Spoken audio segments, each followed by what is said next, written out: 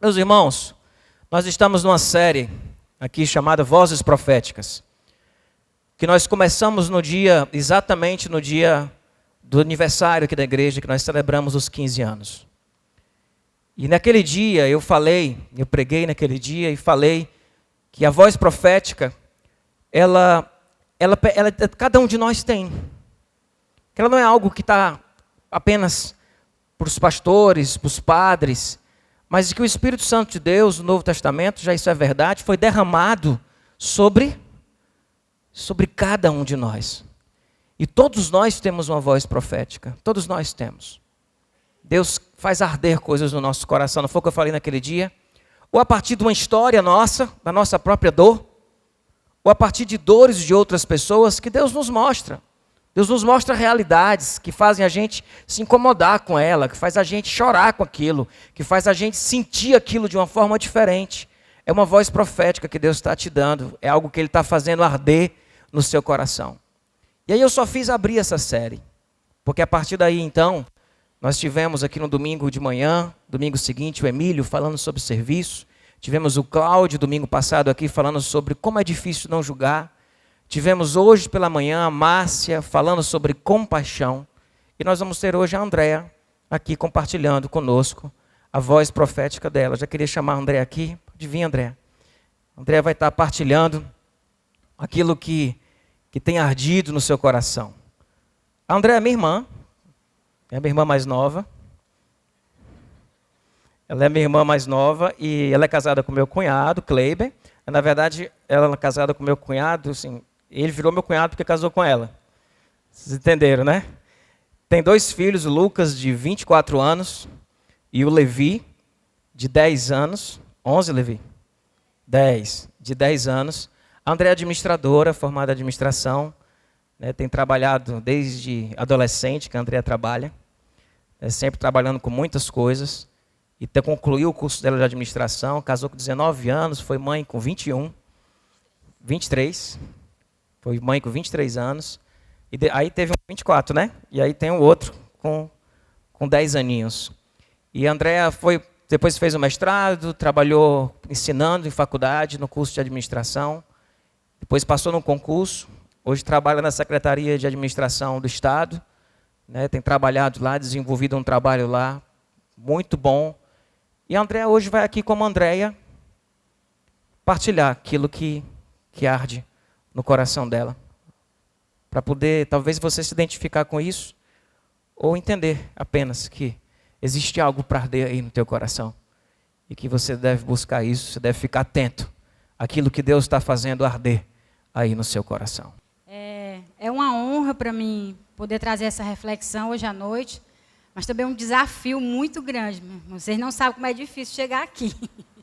E eu resisti quando o Idelbrando me chamou, né? Eu digo, meu Deus, eu até falei já no começo da igreja, mas a igreja era bem pequenininha, né? Agora, esse auditóriozão aqui, esse palco. Aí ele falou do Cláudio, e eu disse, diga para o Cláudio que eu só vou se ele for primeiro. E o Cláudio topou. Aí pronto, né? Não teve jeito, a culpa é do Cláudio. Mas o Cláudio foi uma bênção, o Cláudio estava aqui domingo. Quando ele subiu aqui, eu já fiquei nervosa lá sentada na cadeira, pensando em hoje, né? Então, que Deus abençoe a minha vida nesse momento. E eu queria dizer que tudo que eu vou falar aqui hoje, eu estou falando primeiro para mim, porque é algo que tem ardido no meu coração e que eu tenho procurado fazer. E quando o Idelbrando perguntou para mim, André, o que arde no teu coração? E eu não tive dúvida. A primeira coisa que veio na minha cabeça foi a questão da religiosidade que tem cegado muitos cristãos para o verdadeiro cristianismo. Isso tem doído muito no meu coração. Sabe? Eu acho muito importante falar sobre a necessidade de nós cristãos trazermos à memória qual é realmente o nosso verdadeiro papel na sociedade. O que é que Cristo quer de cada um de nós. E para exemplificar a minha ideia, vocês entenderem o que é a minha preocupação, eu vou trazer um quadro que o Idelbrando trouxe no domingo, logo depois que ele falou comigo. Eu até pensei, vixe, o Idelbrando vai falar exatamente o que eu ia falar. Mas não, ele falou sobre outra coisa, ele trouxe também no espiritualismo, mas eu queria mesmo correndo o risco de ser repetitivo, para que vocês possam entender o que é a minha preocupação. Esse quadro, do lado de lá, ele mostra a lógica da religião. E o outro lado mostra a lógica do evangelho. E o que é essa lógica da religião? Como vocês podem acompanhar aí comigo. O homem age e Deus corresponde, certo? Então, eu, como homem, eu tenho que cumprir todas as regras, fazer tudo direitinho, para que eu possa merecer e Deus me abençoar. Então, o que acontece nisso? É como se fosse uma troca de favor, vocês estão vendo aqui, né, no quadrante, que eu vou fazendo para Deus me abençoar. Eu vou fazendo para o meu próximo também, para Deus me abençoar. Como se eu fosse receber de Deus, porque ia merecer. Então, o que acontece com essa lógica da religião? Existe muita hipocrisia. Porque Jesus diz que se alguém disser que não tem pecado, é o maior dos mentirosos. Então, a gente não consegue cumprir tudo sem a graça de Deus. Então, gera muita hipocrisia, pecados não revelados, as pessoas ficam escondendo as coisas, na realidade é isso que acontece, para mostrar uma fachada de santidade, e tem muito julgamento. O pior dessa lógica da religião é quando ela acontece o inverso, quando acontece alguma coisa na vida de alguém dentro da igreja que foge à linha padrão, digamos assim, e aí as pessoas são julgadas. Qualquer coisa que aconteça que fuja do padrão, na sua vida, na vida da sua família. Então, há um julgamento, as pessoas tendem a esconder. Eu já vi gente sendo julgada dentro de igreja porque adoeceu. Como se a pessoa tivesse feito aquilo para adoecer. Então, é muita hipocrisia essa lógica da religião. E eu me preocupo muito com isso. A lógica do evangelho, ela pode até ser parecida, mas ela é totalmente diferente. É o quê? Eu sou cristão. Deus já fez, Deus é, e eu faço porque eu amo esse Deus, porque Ele já me abençoou, porque Ele já fez o que Ele tinha que fazer por mim, certo? Então eu dou, não para receber nada em troca desse Deus, eu dou porque Ele é que merece, e nada que eu vá fazer vai dar o retorno do que Ele já fez por mim. Então eu procuro lugar para servir, e não para trocar. É a questão da graça, não é porque eu mereço, é porque é graça de Deus. A lógica do evangelho trabalha com a transformação. Eu estou sempre em transformação e ajudando o outro a se transformar. Trabalha com a misericórdia e não com o julgamento, com a dureza, com a hipocrisia com o nosso próximo. Então, gente, a minha preocupação, e uma coisa que eu queria ressaltar, dificilmente quem está há muito tempo na igreja já não viveu essa lógica da religião. E às vezes a gente se livrou dela em parte, não totalmente. E a minha fala é nesse sentido. Tudo que eu vou falar aqui hoje é nesse sentido, que a gente precisa voltar para Jesus. Eu vou falar nesse sentido. Então, assim, esse monte de regras, de hipocrisia, de julgamentos, o que acontece? As pessoas não enganam só o próximo. O religioso, ele está enganando a si mesmo. Parece que quando a gente vive essa lógica da religiosidade, a gente incorpora um personagem.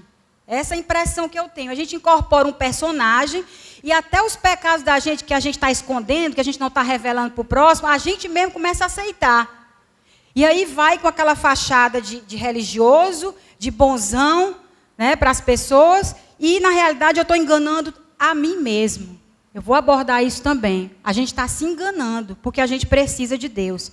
E nesse meio, nessa hipocrisia, o que a gente vê na sociedade? Algumas pessoas se dizendo cristãs, isso me dói, né? E às vezes as pessoas não fazem isso e nem enxergam o que estão fazendo. Certo? Às vezes a pessoa não faz de propósito, não. Ela ela mergulhou numa religiosidade e numa hipocrisia que não consegue largar dela. Então, o que acontece? As pessoas se dizendo cristãs, com capa de religioso, mas envolvidas em ações ou defendendo ações. E eu anotei aqui, para não esquecer de dizer nenhuma delas, que oprimem pessoas, que são preconceituosas, que discriminam, que desfavorecem o pobre e as pessoas oprimidas, certo? Ações de corrupção, de desonestidade, de agressão às pessoas, de agressão à natureza, de agressão à criação de Deus. E as pessoas vão vivendo isso. E eu fico pensando, meus irmãos, o nome da gente, ele pode não valer muita coisa. Ele pode até ir para o SPC. Mas o nome de Cristo, isso é muito sério. É muito sério. Isso tem me prejudicado muito. E para vocês entenderem aqui mais ainda, eu trouxe um versículo, Romanos 8:19, numa linguagem figurada de um teólogo, de um dos textos do Vida e Missão, do módulo Trabalho, que eu achei muito legal. É a ansiedade da criação para que a gente se revele realmente como cristão. Diz assim: a criação estende o pescoço, né, se estica, esboça um sorriso, aperta os dentes, faz o coração bater forte, fica na ponta dos pés, aguardando a revelação dos filhos de Deus. Toda a criação esperando que a gente mostre quem realmente a gente é em Cristo. A gente precisa se revelar como cristão, fazer a diferença, voltar a ler os evangelhos, para ver quem era Jesus, o que ele fazia, o que ele falava, como ele se comportava, como ele se relacionava com as pessoas.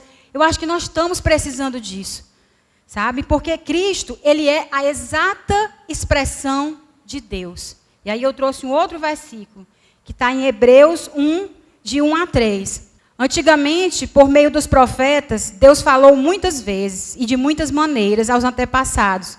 Mas nesses últimos tempos, Ele nos falou por meio do seu Filho. O Filho brilha com o brilho da glória de Deus e a perfeita semelhança do próprio Deus. Gente, é como se Deus, Ele tivesse tentado falar várias vezes com o homem. E aí Ele disse assim: o homem não está entendendo nada, eu vou desenhar. E aí Ele mandou Jesus, Ele encarnou para mostrar para a gente, para dar um exemplo de como a gente deveria agir aqui nesse mundo.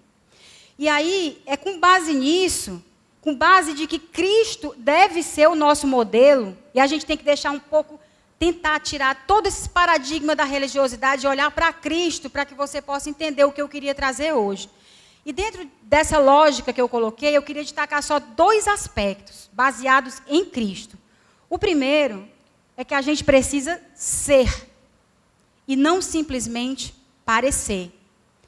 E o texto que eu trouxe aqui hoje, porque eu vou pensar algumas partes, Cristo pega muito pesado mesmo com a hipocrisia dos religiosos. Muito pesado.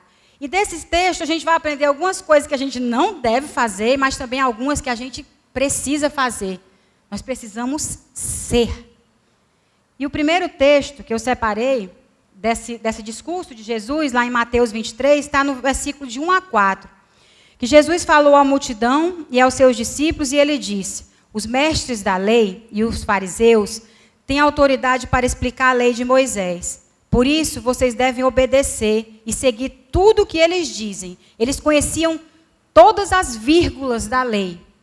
Porém, não imitem as suas ações, pois eles não fazem o que ensinam.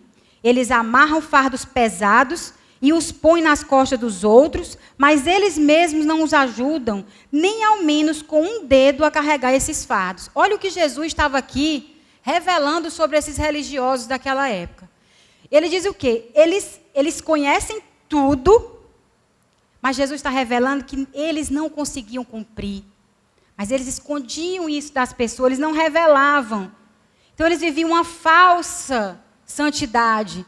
E aí, ainda assim, eles sabendo que não era possível, eles jogavam todos aqueles fardos pesados da lei em cima das pessoas e não ajudavam nem com um dedo a carregar esses fardos. Meus irmãos, o que é isso aqui? É eu chegar para a pessoa e jogar um monte de coisa nela que ela tem que viver, eu não vivo e nem caminho junto com essa pessoa para ajudar ela a enfrentar o que ela tem que enfrentar na vida dela. Nas trevas, nos caos que essa pessoa possa estar vivendo. Não ajuda nem com o dedo. Que a gente não seja assim nunca. Jesus está aqui dando importância ao que? Ao ser, ao ter amor, a ter misericórdia pelo nosso próximo. Depois desse texto aqui, eu vou pular alguns, porque eu vou dar algumas ênfases, e ele vem dizendo, exemplificando como esses fariseus faziam isso. Né? Ele vai dizendo como eles eram arrogantes, como eles gostavam de ser chamados de mestres, de ser exaltados. E aí Jesus rebate fortemente sobre essa questão. Aí eu pulo para o Mateus 23, de 11 a 12. Que Jesus diz: entre vocês, o mais importante é aquele que serve os outros. Quem se engrandece será humilhado, mas quem se humilha será engrandecido. Jesus está dizendo aqui que o mais importante não é aparecer, ser o fortão, aquele cristão que não tem pecado, demonstrar que tá vendo? Eu consegui, então você consegue também. Não, mas o nosso papel é ser humilde. É reconhecer que a gente tem falha. É ser humilde, servir, ajudar o outro a carregar o fardo dele. E não ficar jogando mais fardo nas costas dele. Como o exemplo que eu dei aqui, a pessoa está doente. Aí chega alguém com uma religiosidade, ainda querendo jogar mais culpa em cima da pessoa. Se a pessoa está passando um problema, eu chego jogando mais culpa, acusando, que era isso que Jesus estava recriminando, eu tenho que chegar para ajudar a carregar, para servir, sendo humilde diante dessas pessoas. E Jesus continua. E essa daqui, eu separei o 13, eu botei o 11 e o 12, eu separei o 13, porque é isso aqui que tem me incomodado mais, isso aqui tem ardido muito. Ai de vocês, mestres da lei e fariseus hipócritas, pois vocês fecham a porta do reino do céu para os outros, mas vocês mesmos não entram, nem deixam que entre os que estão querendo. Gente, quando a gente parece cristão e não é, a gente está afastando as pessoas de Deus. É isso que tem acontecido. Porque essa sustentabilidade, essa hipocrisia, ela não tem sustentabilidade. Quando a gente convive muito tempo com uma pessoa, o relacionamento só dura se tiver honestidade, porque as máscaras caem. Então não tem sustentabilidade. E isso tem me preocupado, porque muitas pessoas não têm ido mais às igrejas por causa dessa hipocrisia dos religiosos. Que não sejamos isso. Aí você pode dizer, mas eles têm que olhar para Cristo, não é para mim não. O problema não é esse. O problema é que se ele não vê humildade em você, se ele não vê transformação na sua vida, como é que a gente vai fazer diferença na vida de alguém? Como é? Não tem sustentabilidade e as pessoas estão se afastando da igreja. As pessoas estão se afastando. A gente precisa fazer diferença na vida das pessoas. Precisamos ser humildes e não arrogantes. Como os cristãos são conhecidos como pessoas arrogantes, que chegam e dizem assim, esse aí é o que sabe de tudo. E a gente não sabe de nada. E aí depois vai vendo que a pessoa não vive bem aquilo que diz, a pessoa não tem humildade para reconhecer. E aquilo vai afastando. A gente precisa voltar para Cristo. Ter intimidade com Ele, estudar quem realmente Ele era. Se a gente se diz cristão, a gente precisa seguir os passos dele. E é por isso que eu digo que a religiosidade vai cegando a gente vai vivendo essa vidinha religiosa e vai esquecendo verdadeiramente qual é o nosso papel. Então, isso tem me preocupado muito. Eu conheço muitas pessoas, é como o Delbrando diz, as realidades que Deus vai colocando para a gente. Deus colocou essa realidade para mim. Eu conheço muitas pessoas que se afastaram de igreja, eu não estou falando que pode ser qualquer uma, por causa dessa hipocrisia. Que a gente não seja assim. E aí Jesus continua, lá em Mateus 23, de 23 a 24. Ai de vocês, mestres da lei, fariseus, hipócritas. Gente, desculpa, eu estou repetindo isso, mas foi Jesus. Ele repetiu várias vezes. Pois vocês dão a Deus a 10ª parte, até mesmo da hortelã, da erva doce e do cominho, mas não obedecem os mandamentos mais importantes da lei, que são, e aí eu coloquei em negrito, os de serem justos com os outros, o de serem bondosos, o de serem honestos.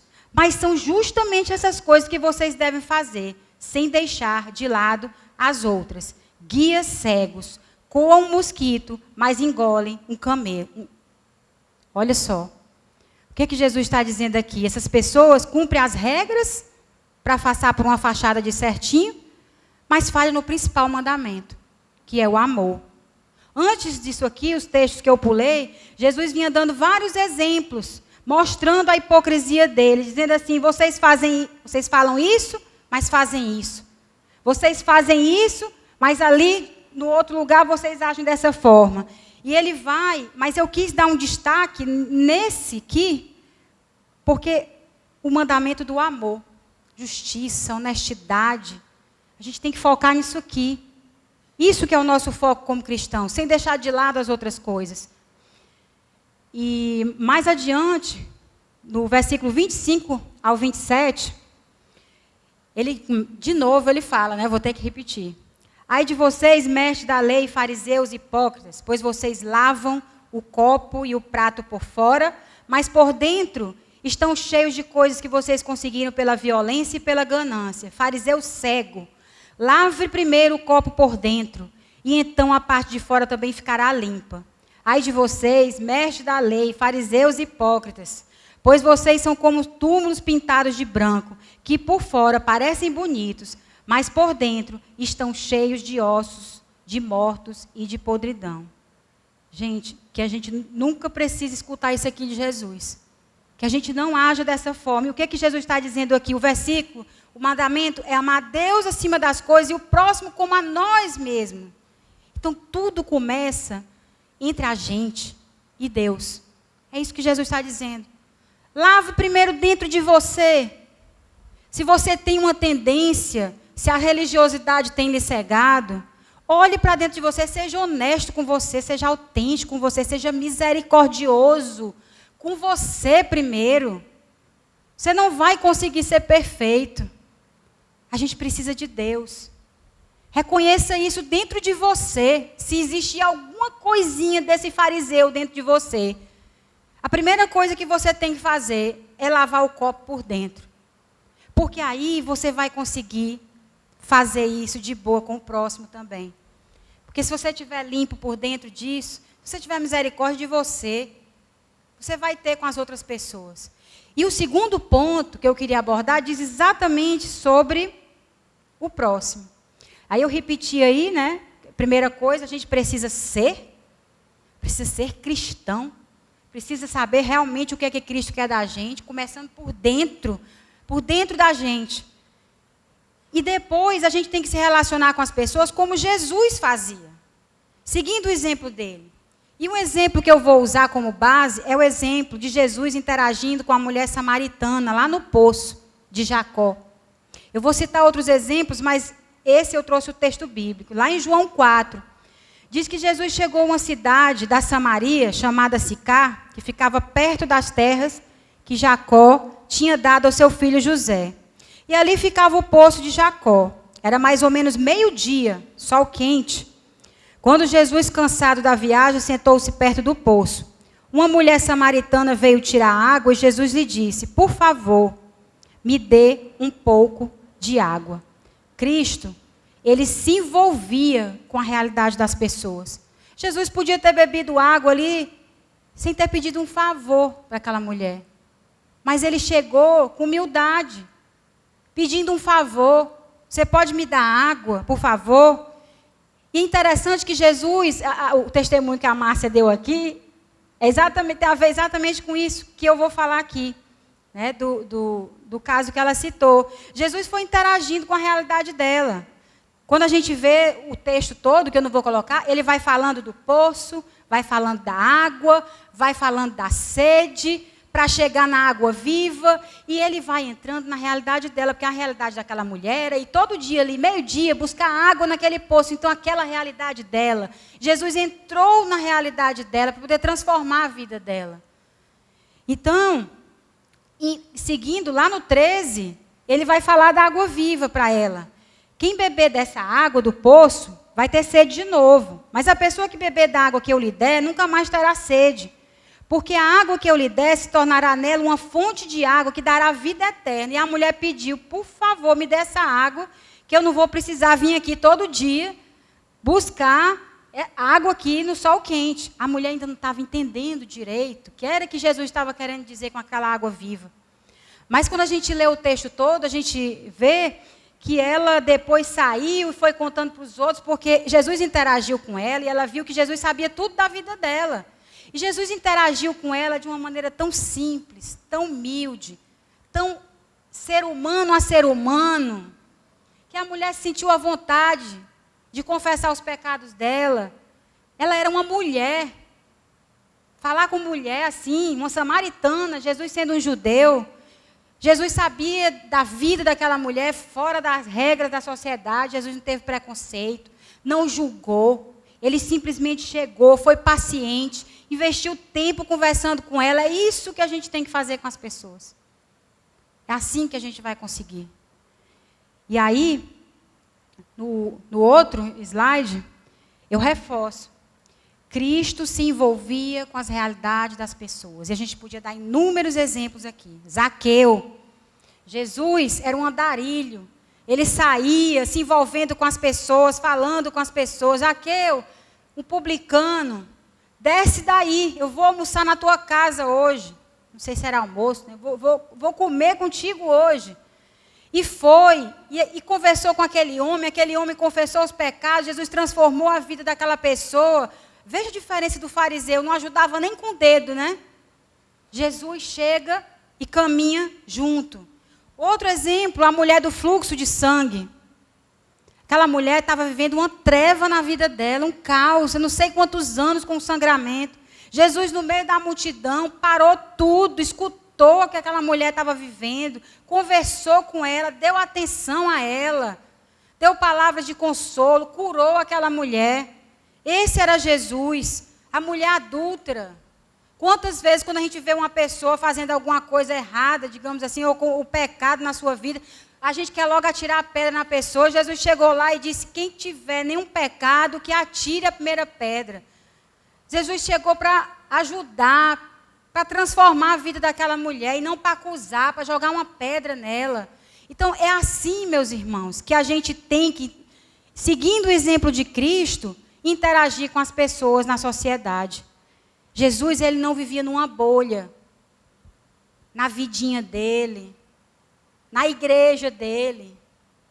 Jesus saía interagindo com as pessoas. E aí você não precisa ser um andarilho como Jesus.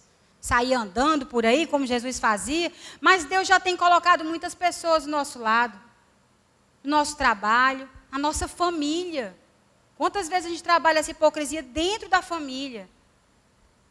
Então, assim, na família, em outros locais que você interage, na sociedade, que você participa de grupos, e até mesmo na igreja, a gente pode fazer isso.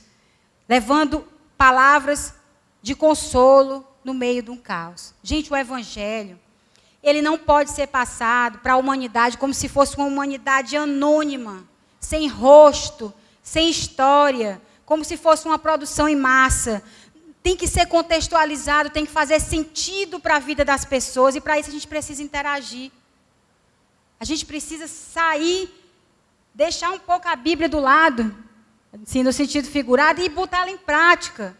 Olhar nos olhos das pessoas, uma fé ativa no amor.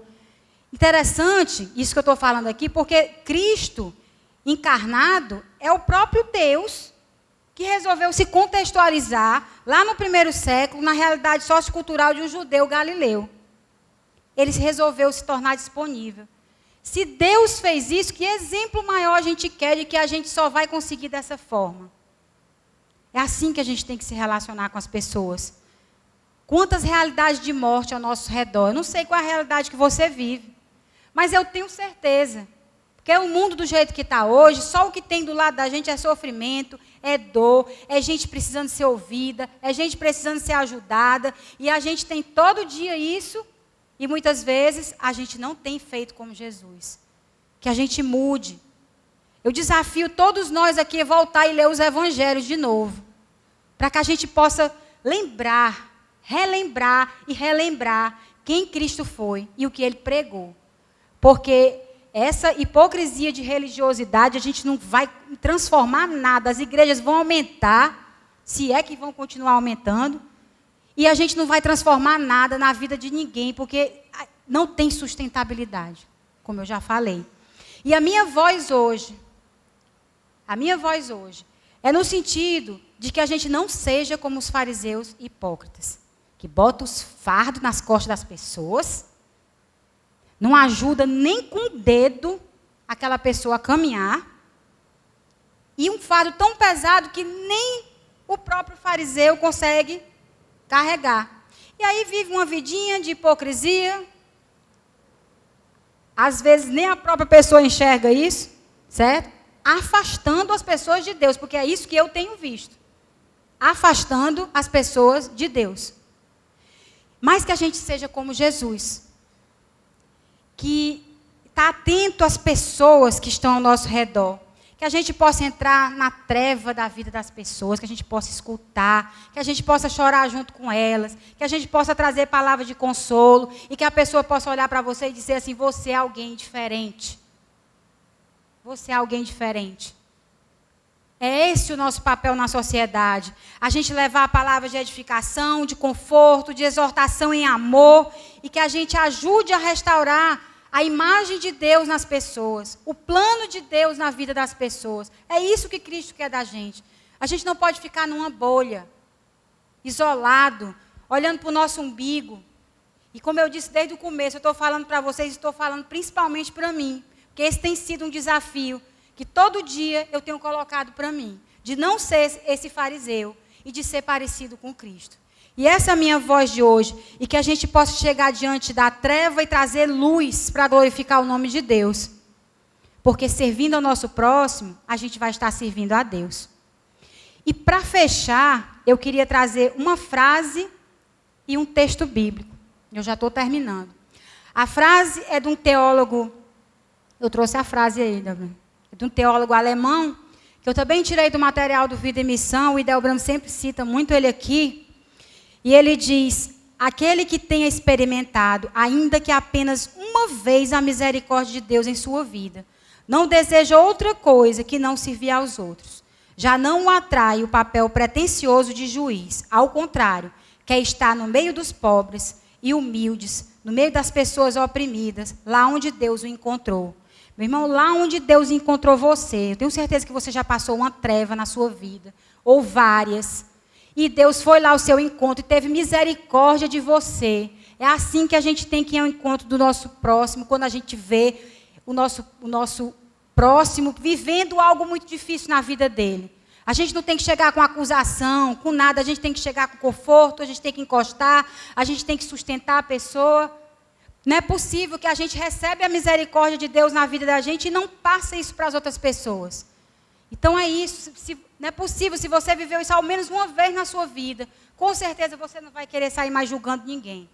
Porque eu tenho certeza que todo mundo aqui já errou na vida. E a gente tem que chegar com esse pensamento no nosso próximo.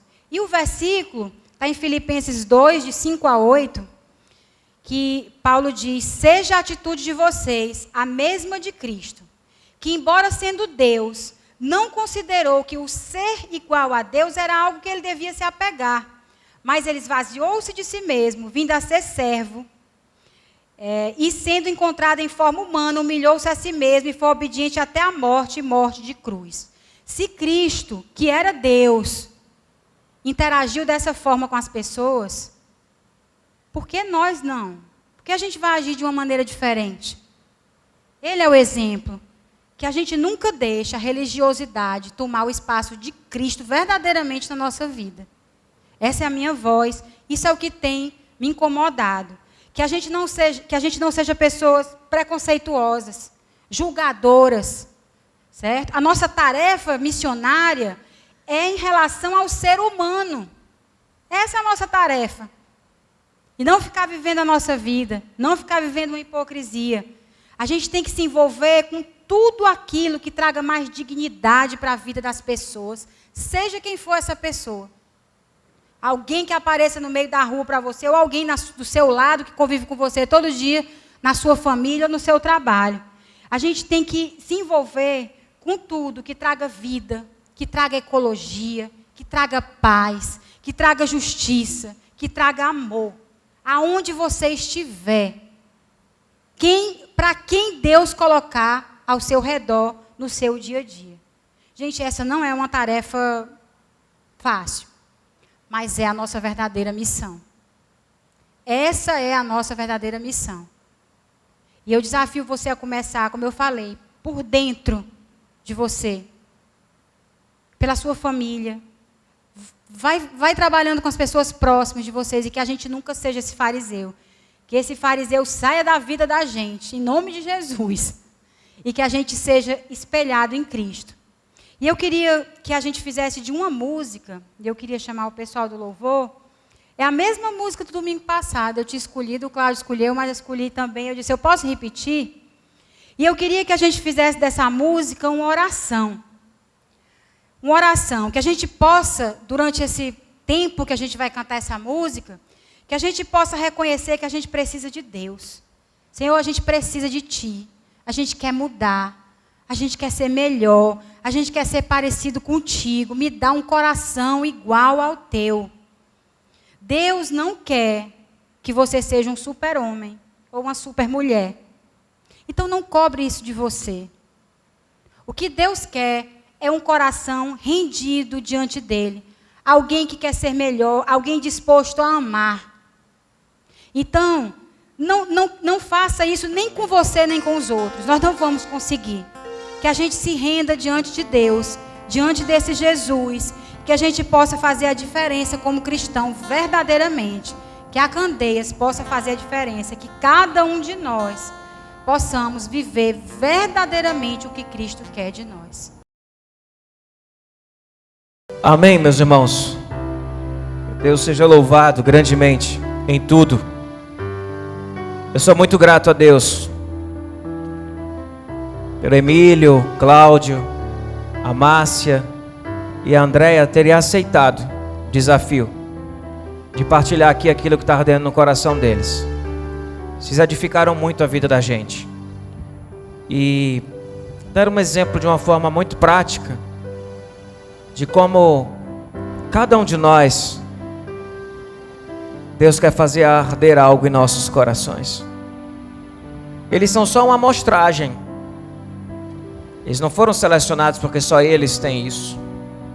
Eles são apenas uma amostragem. Muitas pessoas aqui têm algo ardendo no seu coração. E meu irmão, deixa eu dizer uma coisa para você. Se seu coração não tem ardido por nada, não é porque Deus não está querendo te usar. Não é.